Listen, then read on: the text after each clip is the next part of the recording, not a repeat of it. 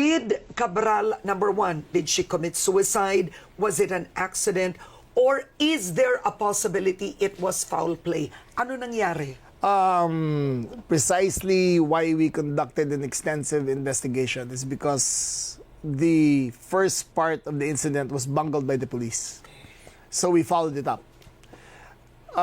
Timeline goes, 10 o'clock, she arrived at the very scene where she jumped, and she sat at the ledge, and you saw the dash cams that showed it. The police passed by, they said you cannot park there, so she went back. She went back up to the Hotel Ion. They arrived at Hotel Ion at around 11, at around AM. Okay. They ate lunch, she stayed in the room, then she asked her driver to bring her down at 2 o'clock. At 2 o'clock, she stopped by the very same place where her picture was taken, where the selfie was taken. And she asked the driver to mauna ka na, and the driver, understanding that he would meet her back in the hotel. Because that's what they do during inspections. So he put gas 2 kilometers away, turned around. When he turned around, she wasn't there at the ledge anymore. So he thought that the former Usec went back to the hotel. He arrived at the hotel at 4, searched for her until 5, and reported the matter to the police at 5. They went to the site at 6:37, and then there were climbers who went down, and they saw the body of Usec Cabral. Okay, so number one, Usec Cabral went to that exact spot twice that day. Twice that day. The first time she sat down. The second time, apparently, she jumped down. We have the autopsy reports. Number one, the car that they used has no signs of struggle. There was no blood. There was no disarrangement of any kind. Number two, her autopsy showed that all injuries, cause of death is blunt force trauma caused by the fall.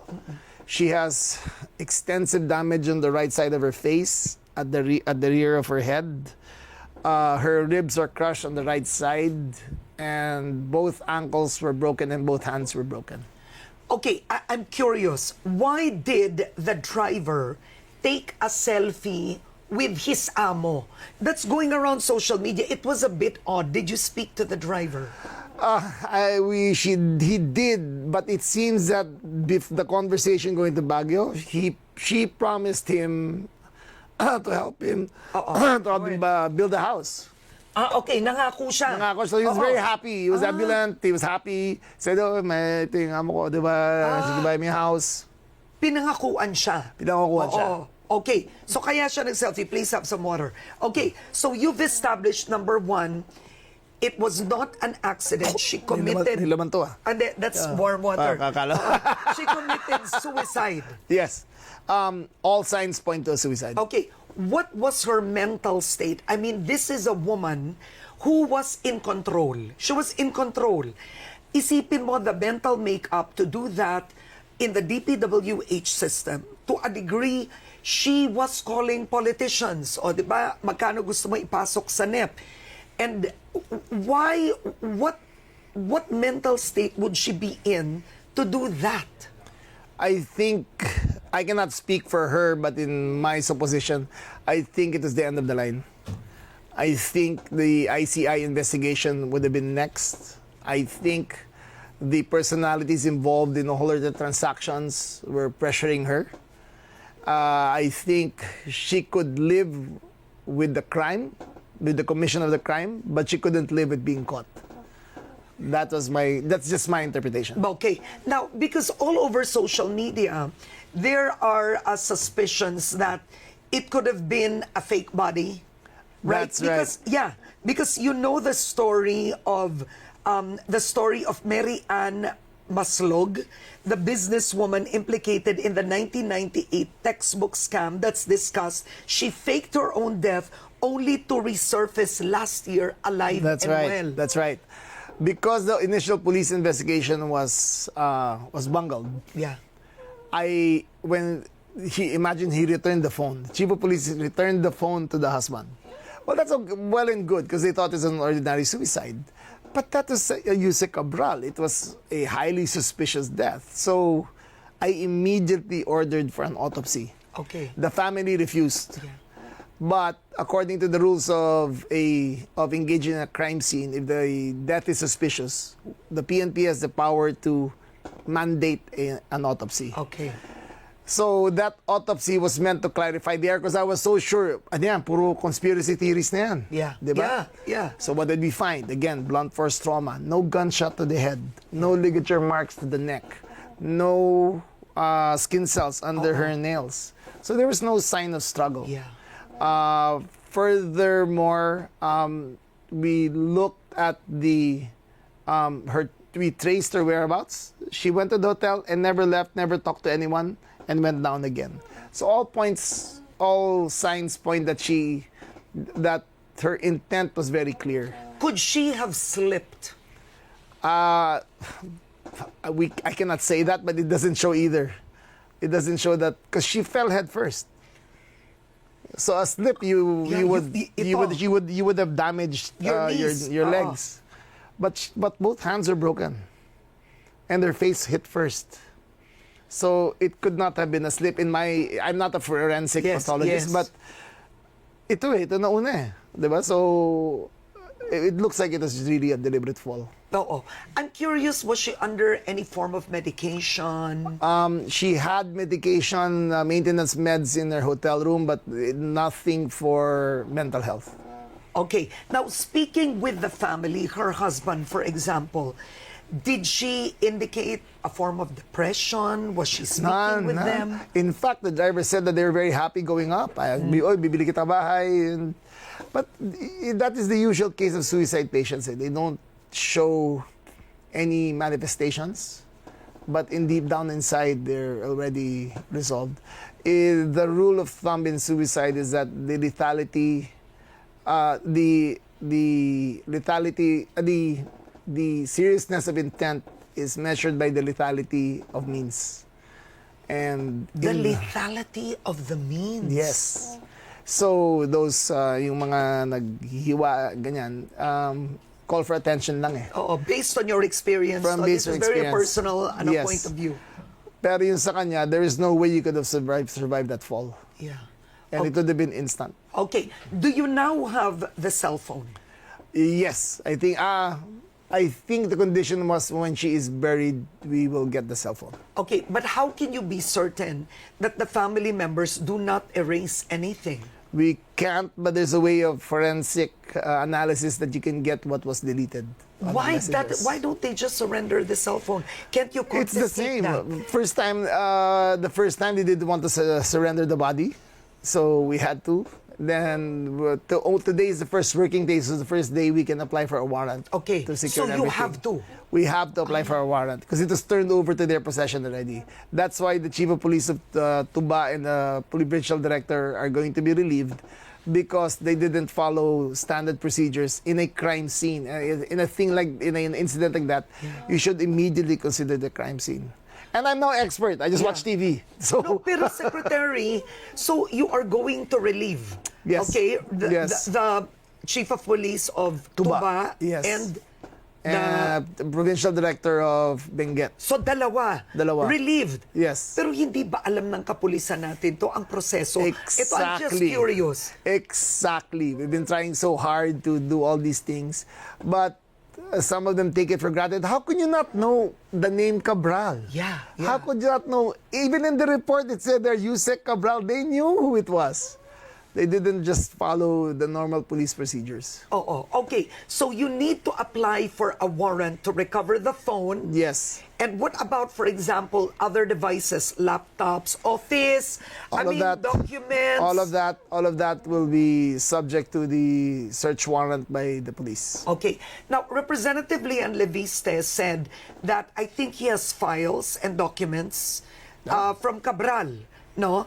And what I read is the allocables are in Cabral's files, and he needs the DPWH permission to release them. What is the system there? You don't need permission. All of that is black and white in the Freedom of Information Act. All you have to do is request the papers, and it's there. Yeah. She approves everything. You can see a pattern of where it was put. You can see the pattern of 36 billion, I think, in rock netting for Benguet alone.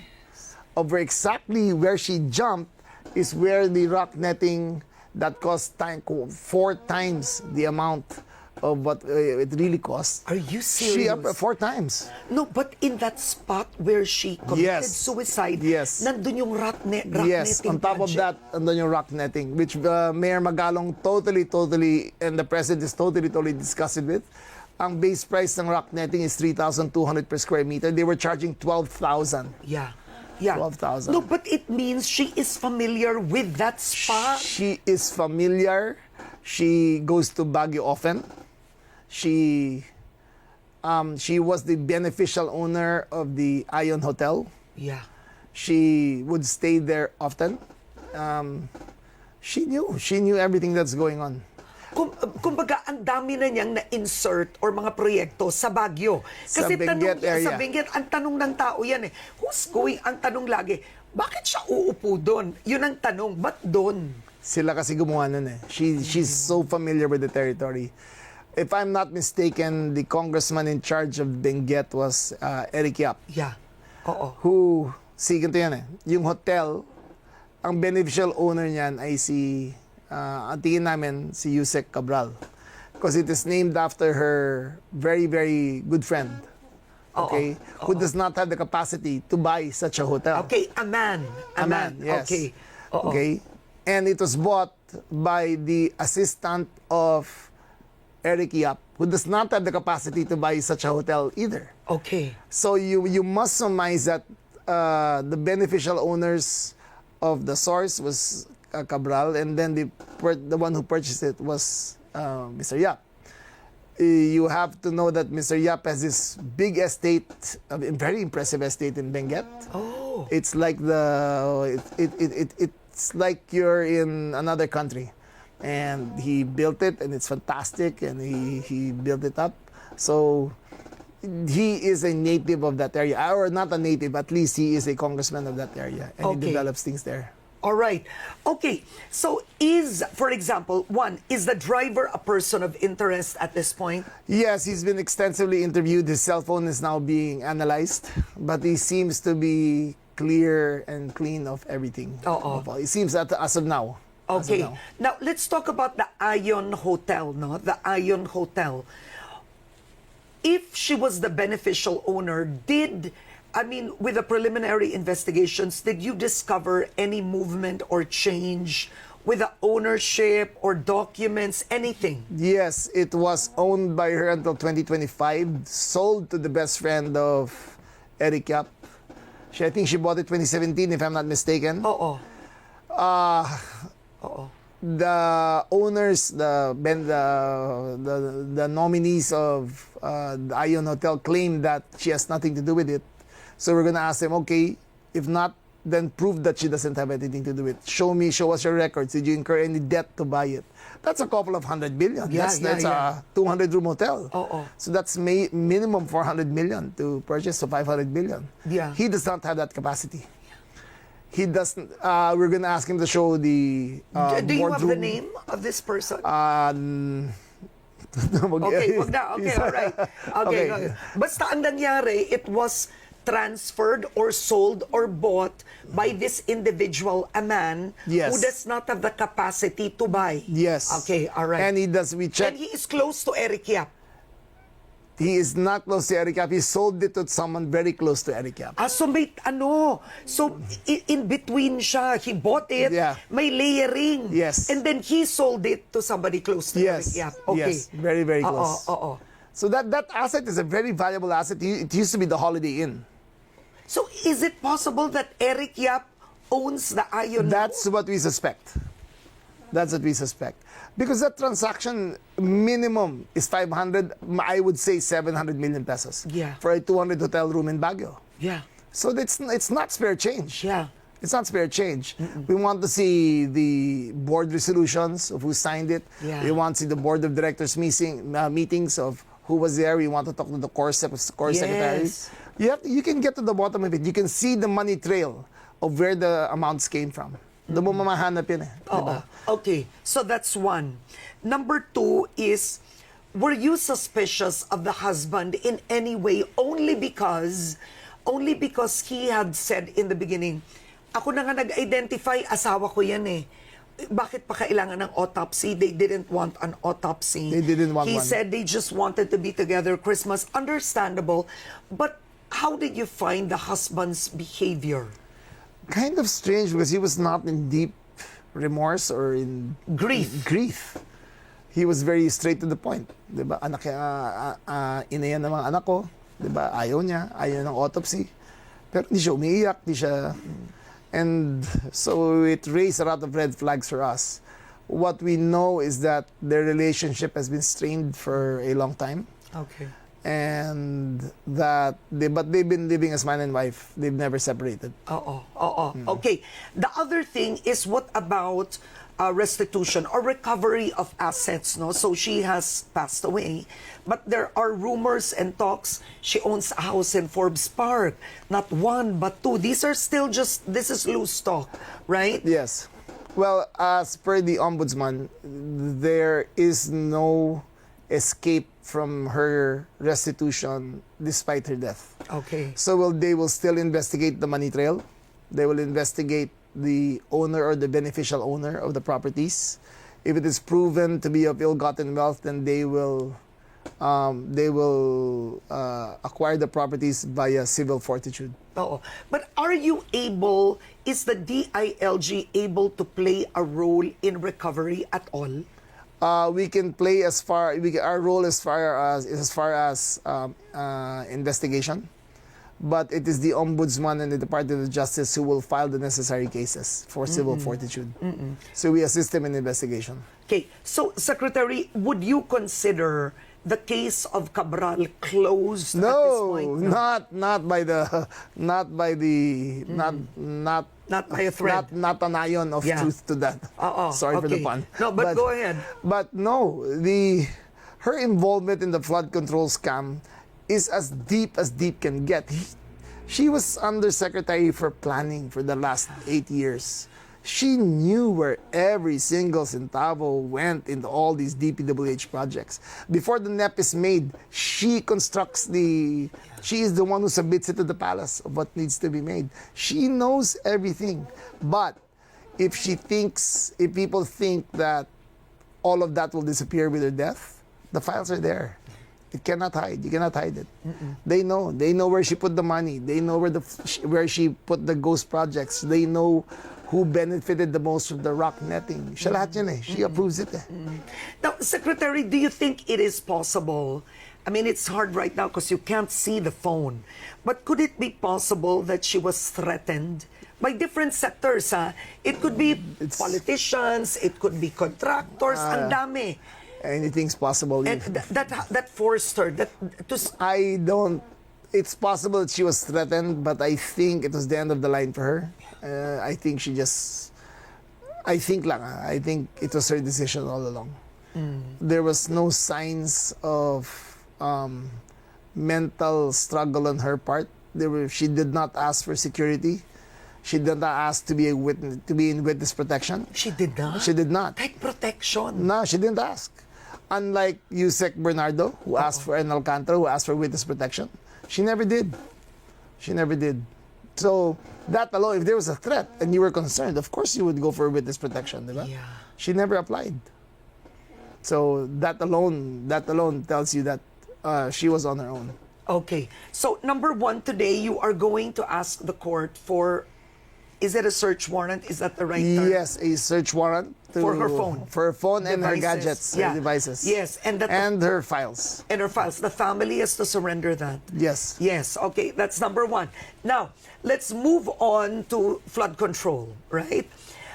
You did say that 3 individuals, the SunWest President, Alcazar, the Treasurer, Buenaventura, and DPWH 4B OIC, Tamayo, were supposed to surrender to the embassies. Have they surrendered? One is surrendered in Israel. We know one is in Australia, and Buenaventura is in the US. So Okay. we're applying for the cancellation of their passport, and then they will be arrested. Why is it taking so long to cancel their passport? It's not an easy process. You have to show files. But we will do that. The Homeland Security is at their door, waiting. The minute the passport is cancelled, then they can be arrested. But are they classified right now as a fugitive? Yes. Itong tatlo kasi may kaso. Yes, they have warrants of arrest and they skipped the country. Okay, now let's talk about Zaldy Co. Zaldy Co. All right, so the talk is he could be in Portugal. Is that correct? It's That's still correct. the final word. That's correct. Okay, and you are applying for, is it a red notice with the Interpol? We can do it that way, but what we suspect is that he has a Portuguese passport from 10 years back. Oh, even before this whole golden visa The thing? man has a criminal mind. So he planned everything beforehand. And under the rules of Portugal, if the crimes were committed before the acquisition, I think, but for whatever, it is very difficult to extradite from Portugal. Yeah. No, and there's no extradition treaty. That's none. one. Very difficult. So how do you send him home? We either wait till he commits a mistake, or there are other avenues which Senator Ping has suggested, and we will try that. Like what avenues? If you look at Senator Ping, I think it's something to do with the United Nations, but there is other avenues that you can use. Okay. Now, let's talk about the assets of Zaldy Co. For example, it's well known he's building a house in Forbes. Oh yeah. Oh. That house has a five floor basement. Really? 5-floor basement.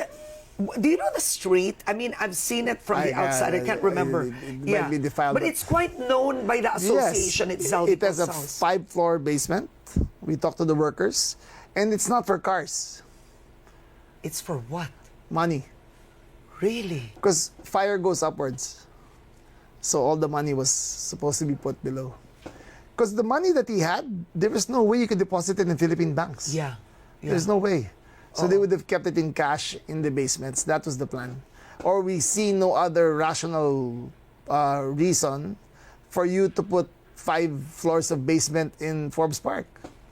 Yeah, but to the rationale of fire experts, they say that because fire goes upwards, Yeah. Oh. they made it waterproof and they made it safe. Oh, wow. So, ang tanong ko, what is the status of that house? I mean, at the very least, that should already be the subject of possible forfeiture. It is now under the Ombudsman's investigation. They're not building, ha? I hope they're not building. They're not building, but it will be subject to civil forfeiture also. Okay. Now, what about financial assets? Because in a report, AMLAC said, and you can confirm this, they've discovered, is this correct, 180 billion transactions with the Diskaya accounts? Yes, that is true. That level of money. But that's money in, money out. Money in, money out. Yeah, money in, money out. But yes, and several of those transactions lead straight to incumbent congressman on a electronic transfer. Do you know which congressman? I cannot say it. It's up to the ombudsman to say it, but I know of several, of direct from Diskaya to the congressman electronically, and that's how you see that they're crooks and not criminals. Yeah. Why would you do that, right? Why would you do that? So kitang-kita talaga. So they will be first. Safe to say, Eric Yap is one of them. Is that right? Yes. Who else? Kasi ang issue ng mga tao, puro nga senador na mention, wala namang congressman. May mga marami. I'll just say Eric Yap is for sure one of them. That there was transactions between the Diskayas and Eric Yap, a transfer of money from Diskayas to Eric Yap. Do you know the amount? I don't know the exact amount. But I think just for the audience, Eric Yap was Appropriations Committee chairperson during the time of former President Duterte. Yes. When, I can't remember who was the speaker, but at the end of the day, Eric Yap actually was Appropriations Committee chair, I think, for the whole 6 Lord years. Velasco. Yes, he was. Yes. So he, during the time of Duterte, he would have been the most powerful in terms of appropriations. Yes. Yeah. And it also shows a pattern of the 51 billion that was allotted to Congressman Pulong in the last 2 years or 3 years of the term. Yeah. 51 billion was poured into his district. Yeah. And I think, I'm not sure who the contractors were, but 51 billion was there, and it was Cathy Cabral who would put it on the NEP. Doon nilalagay. Oo. So yun ang papel ni Cabral, ilalagay na niya. Yes. After nun, paglipat, diretso na. Yes. Lalagay na sa NEP yan. Oo. Pagdating sa NEP, sasabit sa Congress. Congress, magdi-debate, then goes to plenary, then it goes to Senate. Ganun na yan. But usually, in Digong's time, there was not much argument over the NEP. Basta ipasa yan, tapos na yan. Oo. Wala nang mangyayari. Because of his popularity, in a way. That and they held an iron grip. Yes, in Congress. And Congress. That's true.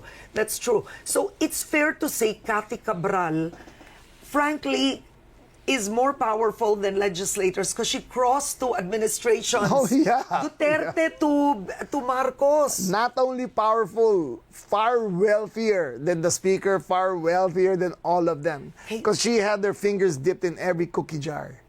Every single one, kasama siya sa lahat ng transaction. Kasi lahat siyang pipirmahan niya eh. Oo. Diba? So, if people think that she got away with it, no, of course not. But how do you find Cathy Cabral's money? That's the bigger issue. How? I think the ombudsman is up to it. I think the AMLAC can trace it. I think the assets can be traced. Yeah. Madali lang naman yan eh, yung bahay niya sa Forbes. O put a civil forfeiture case. Kung may umangal, sino aangal? Kaso hindi yun nakapangalan sa kanya. Oo nga, pero di ko umangal, o sino umangal? Let's say, Karen Davila objects. It's my house. Okay, show us the proof how you bought it. Yeah. Diba? Oo. Now, are you open, for example, is this government actively open because to getting information from the citizenry? Kasi, I'll be honest, of course. it's the citizens, people who live in Forbes who knows, they know. bahay yan ni Speaker, bahay yan ni Zaldy, bahay yan. They're the ones who know. They're the ones who know. The association, kasi when you apply for a permit to construct, the owner has to go there to sign everything. Yeah. The owners have to go there. But is this government proactive in that? Are Of course. you getting information from Yes, the private ombudsman. citizens? The ombudsman is on it. I don't know how much faith you have the ombudsman, but ako wala masyado eh. All right, but very quickly, just to konting let's digress. So the ombudsman, Boying Remulla, who I just interviewed recently, is your older brother. 6 years. Okay, 6 years older siya. Yes. Now, do you talk about work?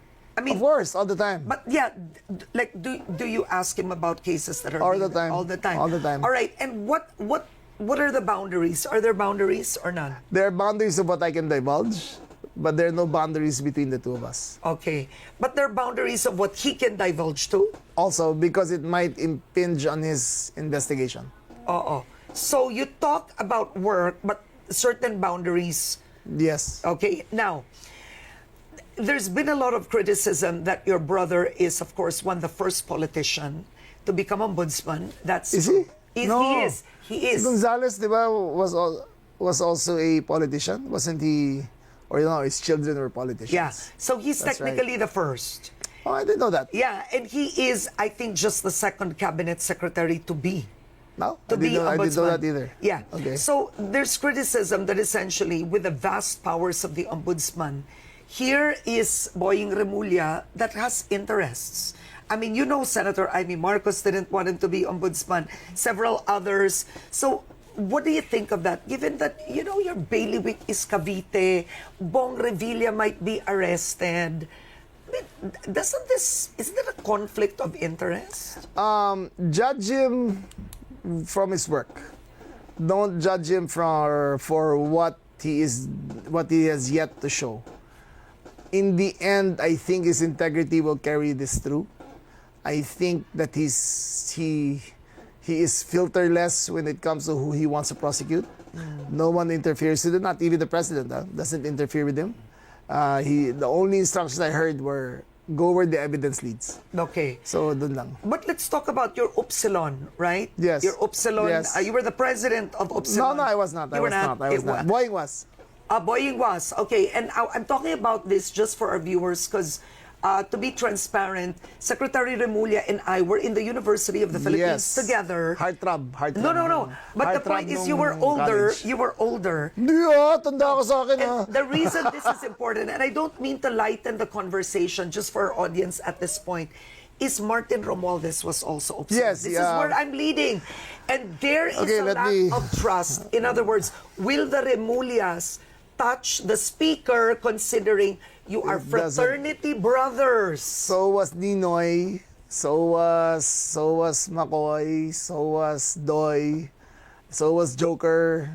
There are times when the fraternity lines are put behind in the interest of the country. So in that case, like Boying is batch 79, Jesse Andres is batch 81, Martin is batch 85, I'm batch 87.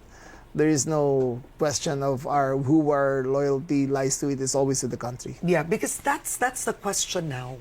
I mean, Upsilon is so tightly knit. Yes, that we are. brotherhood. Yes, we are. So people have been asking, di naman nila kaya eh. Oh no. We're going all the way with this. And especially Boying and Martin are very, very close.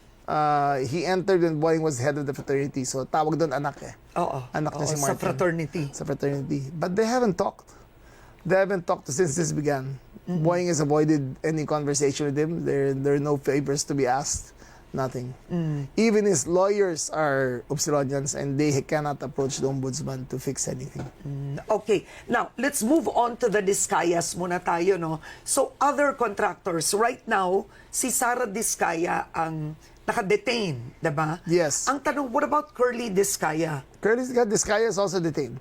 Yes. So for both of them. Yes. What about the other? They're soon to Contractors. follow. They're soon to follow. May iba pa bang Dami pa, contractors? 15 yan eh. Oo. Pero marami diyan kasi mga dummies. Dummies, oo. Like Wow Builders is actually the dummy corporation of the very special friend of Usec Cabral. Ganun din. What about Manny Bonoan? Alam mo, Secretary Remulla, tinatanong yun. It seems this government has literally let Manny Bonoan go. Parang it's Hindi almost like naman. umalis ka ng bansa, wag ka bumalik. No, Manny Bonoan is in the US. If there are charges brought to him, he will cancel his passport and I will personally go there and get him back. But there are no charges against Manny Bonoan None right yet. Oo. He left without any charges yet. But if there are, we will get him. I assure you, we will get him. Nothing will stop me from getting Manny Bonoan if it's needed. Okay, so Edwin Guardiola, I mean the congressman who is a contractor. No charges filed yet, but if there need be, then he will be arrested. So right now at this point, the charges that have been filed are all related to Mindoro, Bulacan. Yes, Tama? Most may like Davao pa rin yata eh. Davao Ghost Project. Yeah, Ghost Projects, So yes. yun ang tatlo talaga na may charges. At first, but eventually they will go to bid rigging. They will go to contractors. I think it will go as far. And hindi lang kasi flood control ang Ghost Projects eh. Yung mga cut-eye. Diba? In Batangas, I have a house there. 1 week they have a cut-eye. They take the pictures. Then tatanggalin na yan. Then they'll put it in another project. It happens, believe it or not, it happens. Okay, now, Secretary, you are close to the President. I mean, your cabinet secretary is one thing, but one would say that you are in one of the close circles, right? Okay, ang tanong ko ito. Didn't the President go over his head, frankly speaking? First, he's corruption crime buster, in effect, whistleblower, talks about anti-corruption, and then it lands on his doorstep. Speaker, cousin, allocables, allegedly, anak, diba? Congressman Sandro Marcos.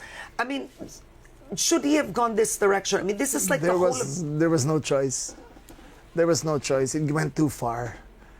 When the 2025 budget. the 2025 budget was enacted, I remember he was so upset. Yeah. He was so upset and he vetoed a lot of things. But when he saw the perfidy that went on in Congress and the Senate and DPWH, he said this has to stop. Kawawa naman eh. Yeah. I was asking for... So you were there, you saw that, how upset he was. I was asking for, sir, if we can put 100 billion, we could solve the entire housing crisis of Metro Manila. And when he looks, wala talaga, kinain na ng DPWH lahat eh. Diba? And ghost projects lang, over 100 billion na yun. Diba? Nakakawa bansa, naawa talaga siya. Okay, You so really feel since strongly. you are there with the president, right? I mean, none of us are. So ang tanong ng marami, couldn't he have just controlled his cousin? I mean, I don't think, well, number one, I'm not allowed to speak Yes, about our of course. conversations. But in my opinion, nobody knew how deep the fingers of Martin Romualdez was in the cookie jar. Nobody knew. really? Nobody Really? knew. And if you look at all the trails of evidence, he has no fingerprints anywhere. He never talked to a district engineer. He never talked to a contractor. He never talked to a congressman. He never talked to anyone. He never signed anything. He never signed a request. He has game, but Yeah. the ombudsman is determined to file gross criminal neglect or gross neglect on his part for civil forfeiture of all his assets. Is that right? For Yes. that's the plan. That's the plan. If we cannot get him criminally, then we will get his assets. Wow.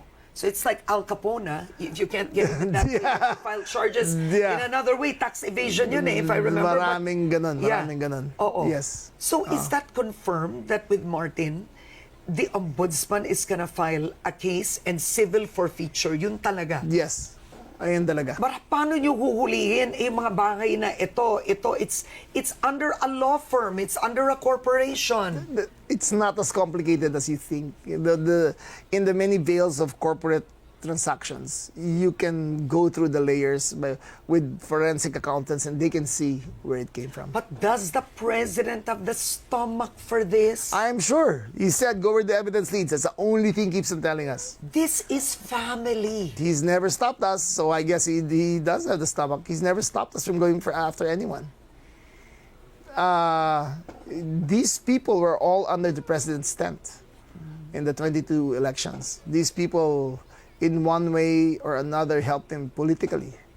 And in one way or another, I've seen a couple of them in the Hero Salt signing bills. So these people are evidently were in touch with the president, and he said he does not care. Go where the evidence leads. Let's talk about Atong Ang, okay? What is the status of the case? He has 4 cases filed in 4 different courts, all for murder, I think, along with 31 others, the policeman. I know you're going to go to this. Gretchen Barreto is not part of the accused, but we are just waiting for the warrant of arrest to be issued by the RTCs of 4 different places. I think Batangas, Laguna, and 2 other places. If whoever issues first, then we have reason to arrest him already. Okay, do you have information if a warrant will be released against Atong Ang before the year ends? It's supposed to be any time now. We're just waiting for the judge to, Is that to right? fully appreciate the facts of the case, and I think it'll be any time now. So, are you saying pwede siyang makulong before Christmas? Hopefully, yeah. Oo. But bailable ba yung iba? No, non-bailable. Murder yan eh. Lahat. Murder yan eh. Sa kanya is kidnapping, forced disappearance, and parang ganun eh. Pero non-bailable lahat ang kaso Okay. niya. Now, Secretary, nakulong na si Atong Ang noon. States. Oh, hindi sa Pilipinas. Hindi sa Pilipinas, sa States. I see. He was arrested for money laundering. He was in jail for, I think, 2 years. Oo.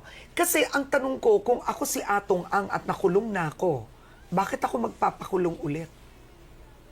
Well, it's actually not the motivation that counts. It's really, paano ko tatakasan to? Oo. That's his mindset. Paano ko malulusutan ang kaso Yeah, but to? is he still in the Philippines? He still is, according to our records. He hasn't, at least from our reports, he could have gone down the porous back southern part of the Philippines.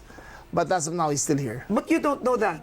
If We he don't know actually took that. a yacht out, etc. That We don't. You don't we know don't that. We don't know that. Or maybe the NBI does. I haven't talked to them about it. So technically, no one has seen Atong Ang in the Philippines. Just for the record. You have to ask the NBI. They're Okay, the ones in okay. charge of the case. All right. It's not under us. Now, the lawyer of Atong Ang said when you commented, I guess you were in a press conference, and you said Atong Ang is armed and dangerous, so the method of arresting him in connection to the missing Sabongeros will be different. Yes. First, what did you mean by that? It will be different. When you arrest someone who you know or has a record of making forced disappearances, who travels around with 3 cars and 15 bodyguards at the minimum, all heavily armed, then you must consider him armed and dangerous. You must consider the possibility that they will put up a fight. I do guarantee, however, that there will be no EJK. There will be none. But we will take all precautions so that we can arrest him with no casualties there. And the lawyer said your comment about his client was reckless and irresponsible. Well, talk to the 100 plus missing Sabongeros families, right? If someone is accused of killing over 100 people, don't you, by normal happenstance, just think that he is armed and dangerous? How can I be reckless? He's a fool to call me reckless. He's not a lawyer. So he's not worth the money Atong is paying him. No, so Secretary, they did find, I would have to say, remnants in the lake, right?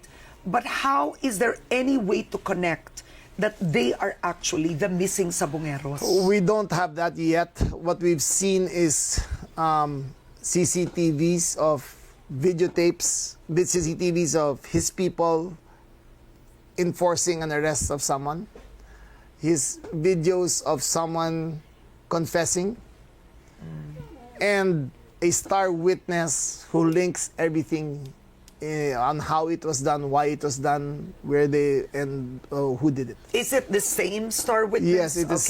Yes, it's same star witness. All right. Okay, now let's move. Wait, was Gretchen Barreto in any of the videos? Yun muna. Kasi there were talks, I'm hearing she was in one video. Para ibang video nakita ko. You know, was she in... No, that's misogynistic. I wanna... Hindi, I didn't say anything. Okay, but... Ikaw nag-react eh. No, was she in a video related to none, the Sabongeros? none, Yun lang. none. All right. And next, let's move on to Bato de la Rosa. Yes. Okay.